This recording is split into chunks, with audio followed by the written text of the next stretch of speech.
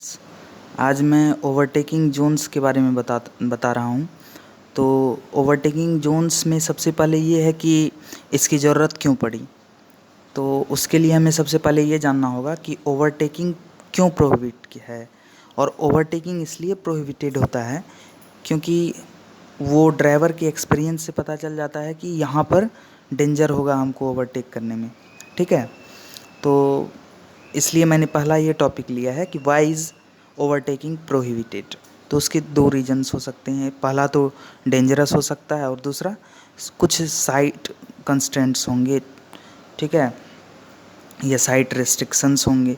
तो सबसे ज़्यादा खतरा कहाँ होता है ओवरटेक करने के लिए? ओवरटेक करने के लिए सबसे ज़्यादा खतरा हिली रीजन्स में होता है। क्यों होता है? क्योंकि एक साइड में तो वैली होता है और एक साइड में पूरा पहाड़ होता है। तो अब ओवरटेकिंग जोन्स की ज़रूरत क्यों पड़ी? इसलिए ज़रूरत पड़ी कि मान लो अगर स्लो मूविंग व्हीकल तुम्हारे आगे चल रहा है, वो ट्रक हो सकता है, कुछ भी हो सकता है, और तुम कार से हो, तो तुम क्यू में चलना पड़ेगा तुम्हें। कुछ मान लो 4 किलोमीटर लंबा long stretch of the road है, अगर उसके लिए है तो तुमको 4 किलोमीटर तक उसको फॉलो करना होगा।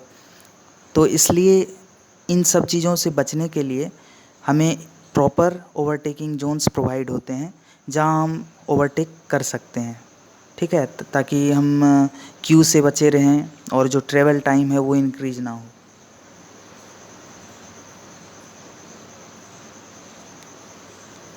अब effect of prohibition of overtaking क्या है? तो पहला तो क्या है कि ट्रैवल टाइम इंक्रीज हो जाएगा और दूसरा है कि क्यू भी लग जाएगा वहाँ।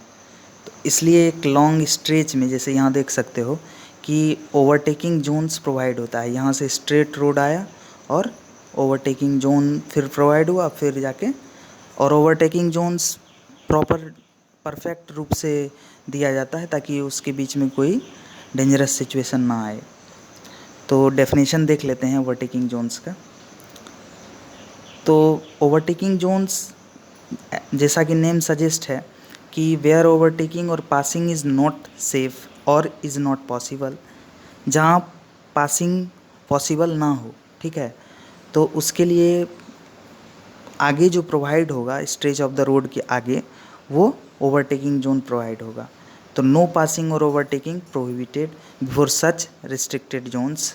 However overtaking opportunity for vehicles moving at design speed should be given at as frequent intervals as possible। जैसा कि मैंने बताया कि जितना पॉसिबल हो सके उतने डिस्टेंस पे ओवरटेकिंग जोन्स प्रोवाइड होते हैं। तो the zones which are meant for overtaking, जहाँ ओवरटेक कर पाएँ वो हमारे लिए ओवरटेकिंग जोन हुआ। अब दो चीज़ें हैं ओवरटेकिंग जोन्स के लिए, एक डिजायरेबल लेंथ है और एक मिनिमम लेंथ है। कि डिजायरेबल लेंथ उतना प्रोवाइड करना होगा, लेकिन ओवरटेकिंग जोन्स में मिनिमम लेंथ कितना प्रोवाइड कर सकते हैं? तो वो है 3 टाइम्स OSD। ये इम्पॉर्टेंट है, 3 टाइम्स OSD हमें प्रोवाइड करना ही होगा।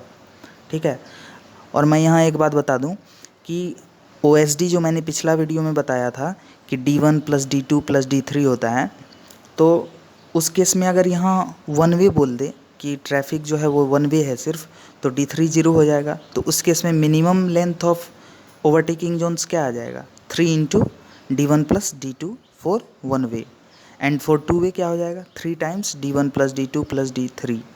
तो desirable length of overtaking zones 5 times OSD। तो इसकी रेंज जो ओवरटेकिंग जोन्स की वो क्या होगी? 3 to 5 टाइम्स ऑफ OSD।